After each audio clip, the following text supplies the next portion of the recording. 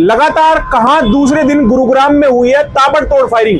क्यों आखिरकार गुरुग्राम पुलिस को ठेंगा दिखा रहे हैं ये बंदूक वाले, दिखाएंगे आपको आगे कि आज गुरुग्राम में हमलावरों ने किसको बनाया है निशाना। नमस्कार, मैं हूं सुनील यादव और आप देख रहे हैं गुरुग्राम न्यूज। कल आप लोगों को दिखाया कि कैसे बदमाशों ने गुरुग्राम के पटौदी इलाके में दो सगे भाइयों को मौत के घाट उतार दिया। कुछ इसी तरह की वारदात आज यानी कि शनिवार को भी दिन दहाड़े गुरुग्राम में हुई है, लेकिन पुलिस हाथ पर हाथ धरे बैठी है। यह घटना आई है गुरुग्राम के बाबूपुर गांव से, जहां पर बाबूपुर के सरपंच को घर में घुसकर गोलियां मारी गई है। 3 बदमाश इस घर में घुसे और जैसे ही सरपंच अपने घर में घुस रहे थे, उसी दौरान पीछे से इन बदमाशों ने फायरिंग करनी शुरू कर दी, जिसमें सरपंच को 2 गोलियां लगी हैं और सरपंच योगेश यादव को निजी अस्पताल में इलाज के लिए भर्ती कराया गया है।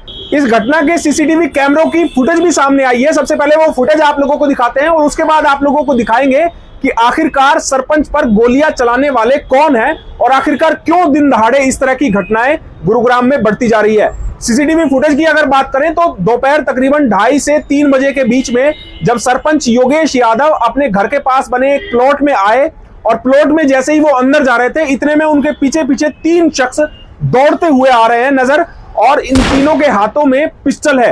एक शख्स ने हेलमेट पहना हुआ है, वो जाते ही सबसे पहले सरपंच पर पिस्टल तान देता है और उस पर फायरिंग कर देता है। उसके बाद दूसरा शख्स जब वहां पर पहुंचता है तो वो तुरंत एक और फायरिंग करता है, जो गोली सरपंच के पैर में लगती है और पैर में गोली लगते ही सरपंच योगेश यादव जमीन पर धड़ाम से गिर पड़ते हैं। उसके बाद ये तीनों बदमाश यहां से मौके से फरार हो जाते हैं।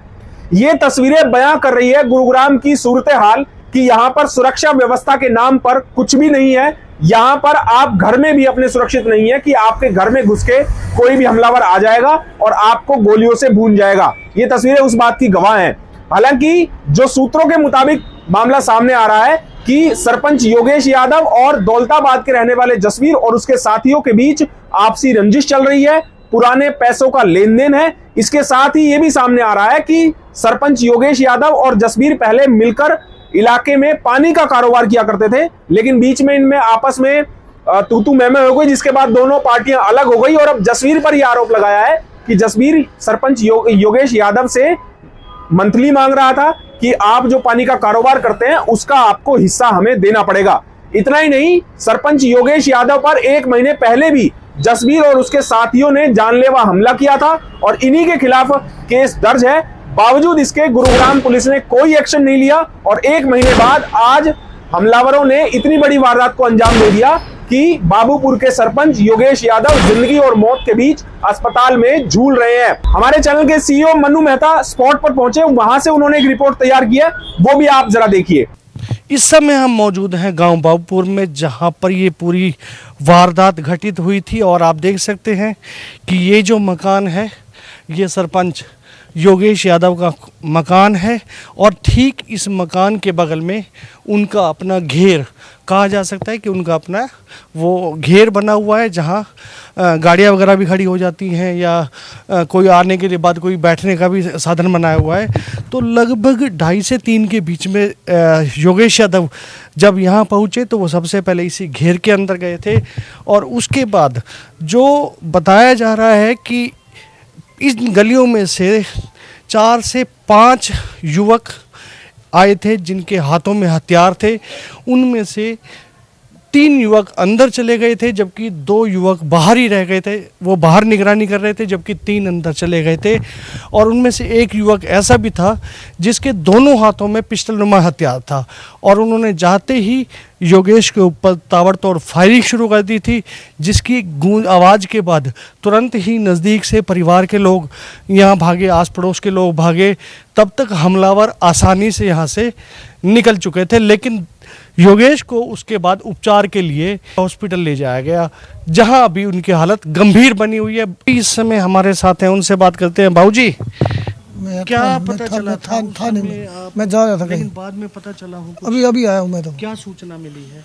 वो सरपंच का गोली मार दी है। कितनी गोली बताई जा रही है? 4-5 बता रहे। कितने लोग आए थे? 2-3 आदमी बता रहे थे जो अंदर गए थे। हाँ, और मैं था नहीं मौके पे, मैं मौके पे आया हूँ। हाँ, बाद में हाँ, फिर उसके बाद क्या एकदम से इनको लेके फिर हाँ, वो आए किस पे थे, कुछ आइडिया? ये पता नहीं। अच्छा, ये इस बारे में वो नहीं आए और आराम से निकल के चले गए? हाँ, आराम से गए, बताए। यंग लड़के थे। हाँ यंग ही बता रहे हैं, जो बताया गया है वो यंग ही बताया गया। क्या नाम आपका? मेरा हरीश। तो ये जो वो पड़ोस के लोग हैं जिन्होंने बाद में पूरी घटना के बारे में जानकारी ली है, यहाँ पर वही चीज़ें जो हमने आपको बताई थी इन्होंने भी पूरी तरह से वही बताया है। लेकिन अब सवाल ये पैदा होता है कि आखिर ऐसी क्या दुश्मनी थी कि योगेश यादव के ऊपर गोलियां चली हैं? आखिर ऐसी क्या मजबूरी है कि आज परिजन चुप्पी साधे बैठे हैं? किसी भी कीमत पे हमने भी आइए बात करने की कोशिश की है, ये देखिए उनके घर पे, लेकिन वो इस बारे में कुछ भी कहने से मना कर रहे हैं। आखिर ऐसी क्या मजबूरी है कि परिजन मीडिया के सामने अपनी बात रखने से डर रहे हैं? क्या वो जानते हैं जिन्होंने उन पर हमला किया है, या कोई आपसी रंजिश थी? ये तो अब सारा जांच के बाद ही खुलासा हो पाएगा। लेकिन अभी तक ये जरूर तय है कि ना तो परिवार बोलने को तैयार है, ग्रामीणों ने भी थोड़ा बहुत सुना है, लेकिन इसके पीछे कोई गहरी साजिश अवश्य है। कैमरामैन मोनू के साथ मन्नू मेहता, गुरुग्राम न्यूज। गुरुग्राम में लगातार बढ़ती ताबड़तोड़ फायरिंग की ऐसी वारदातों से कहीं ना कहीं दहशत का माहौल जरूर क्रिएट हो गया है कि अगर लोग अपने घर में भी सुरक्षित नहीं है तो फिर वो शहर में कहां पर सुरक्षित हैं। अगर इसी तरह गुरुग्राम में लगातार वारदातें बढ़ती रही और बदमाशों के हौसले इसी तरह बुलंद होते रहे तो एक दिन गुरुग्राम में पुलिस का नहीं बल्कि बदमाशों का खौफ होगा। अब देखना होगा कि पुलिस के लिए नाक का सवाल बनी ये दो वारदातें, इनको पुलिस कब तक सुलझा पाती है। इस खबर के बारे में आप हमें अपनी राय कमेंट करके जरूर दीजिएगा। साथ ही साथ आप इस खबर को शेयर जरूर कीजिएगा ताकि सभी लोगों तक सही जानकारी सही समय पर पहुंच पाए। नमस्कार।